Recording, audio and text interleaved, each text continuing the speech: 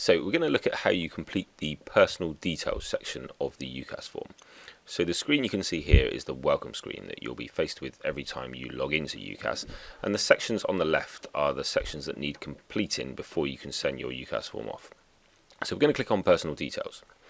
So if you scroll down, you'll notice that some of the information has already been pre-populated. This comes from the information you gave to UCAS during the registration process and just saves you inputting everything twice.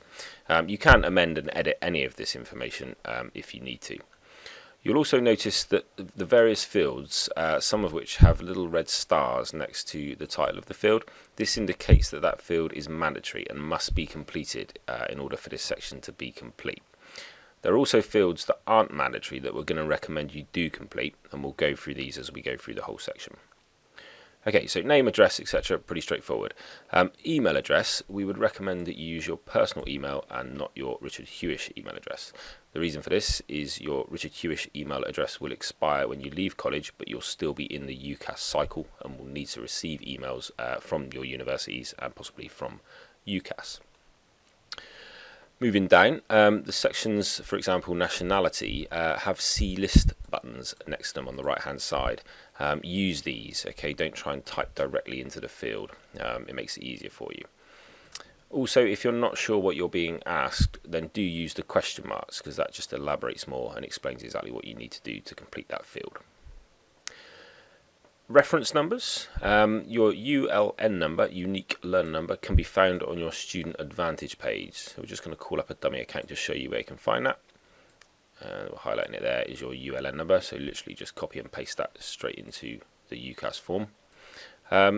The test is English as a foreign language and the International English Language Testing System.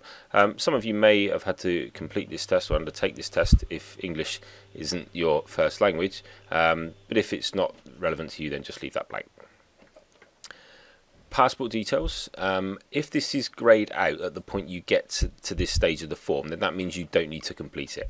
It will become live based on the information you've given to UCAS, such as country of birth, area of permanent residence. So if it's greyed out, leave it blank. If it's live, then go ahead and complete. Okay, student support. So this is the fee code. A lot of students struggle with this area. So in most cases, students will click O2. Okay, basically what you're saying is you want to take advantage of a student finance package which will be available from the government. So you click O2. That's things like the fee loan and the maintenance loan. O1 is private finance. Now what this means is you don't wish to have any assistance whatsoever with the financial side of going to university, and you're going to fund it all privately. Okay, you're going to fund it yourself. It could be your parents or another means of financing that doesn't relate to government support. Okay, so that's private finance. O5 is health, and you can use that if you're applying for a health related course such as nursing or midwifery. All of the others, we don't really get many students who would put these, but if you feel that some of those are relevant to you, but you're not sure, then please get help from the careers and progression team. Okay, the rest of the questions are quite straightforward about residency, criminal convictions, etc.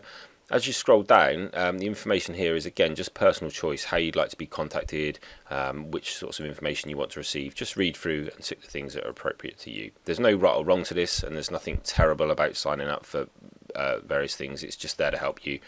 Just do what works for you. Nominated access. Now, nominated access isn't a mandatory field, but we would recommend that you complete this. Basically, all you're doing is giving the name of a person that you would trust to administer your UCAS form if you were unavailable to do so. We have had occasion where this has been very useful for students. For example, if a student is unwell and is unable to access their UCAS form, then a parent or guardian, for example, can do this on their behalf. So it's just full name of the nominee and relationship, for example, mother or father. The final section of personal details is disability special needs. So there's two sections here. There's a C list section, okay, where you can select if you have a mental or a physical disability, and they're in quite general fields, so you just select the one that is the closest to what you feel your condition is. But then the second field is a free box of text, so you can then elaborate more about your own personal condition. Please don't feel that the university are going to prejudice your application because of this. They just need to know the level of support you require, and we would absolutely encourage you to give as much detail as possible, because then the university can support you in the correct way. Okay, so we're now ready to save this section, so it's the red save button at the bottom there. Now, had we missed any mandatory fields, it would let us know with an error message at this point, but I think we're okay. So you then scroll back to the bottom again and put a tick in the section complete box. Okay, that means you're completely finished with this section, and then go save again. And then you've got a little tick there that says that section is complete. You can still go back in and edit it, but it just makes you feel like you're making progress and you can move on to the next section.